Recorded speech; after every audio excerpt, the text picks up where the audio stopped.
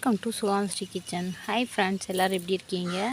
இன்றைக்கி பார்த்திங்கன்னா ஒரு அறுவடை தானுங்க பண்ண போகிறோம். வரி புடலையிலே பாருங்கள், குட்டை புடலை இதே ஃபஸ்ட்டு காய் காய்ச்சிருக்குது.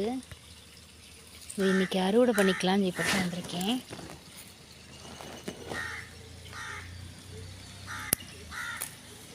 பாருங்கள், சூப்பராக இருக்குது.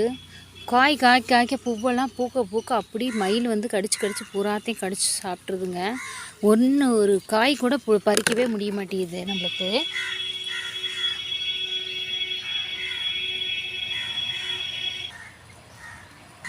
இந்த மூங்கில் செடி மேலேயும் நாங்கள் ஏற்றி விட்டுருக்கோம் புடலங்காயை.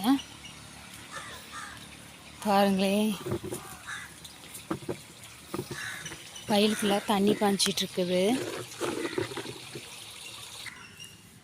ஹலோ ஃப்ரெண்ட்ஸ், பாருங்கள், சீமை இலந்தை வாங்கிட்டு வந்து வச்சுருக்கிறேன்.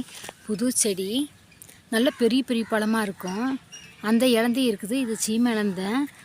அது என்னடானா பூராமே கொசுக்கடியாட்டி பூரா அசுனி விழுந்த மாதிரியே இருக்குது பாருங்களேன். ஆனால் பச்சை தனியாட்டு இருக்குது, ஆனால் அசுனி விழுந்த மாதிரி இருக்குது. பூ விட்டோன்னே மயில் அப்படி பூரா வந்து கடிச்சு போட்டுருதுங்க. இருங்க, பூரா வெறும் பூவாக இருந்துச்சு போன வாரம் பார்க்கல. இந்த தடவை பூராத்தையுமே கொத்தி காலி பண்ணிடுச்சு. பார்க்க என்னமோ மயில் நல்லதுன்னு சொல்கிறாங்க, ஆனால் எவ்வளோ விவசாயத்தை எவ்வளோ வேஸ்ட் பண்ணுது தெரியுங்களா?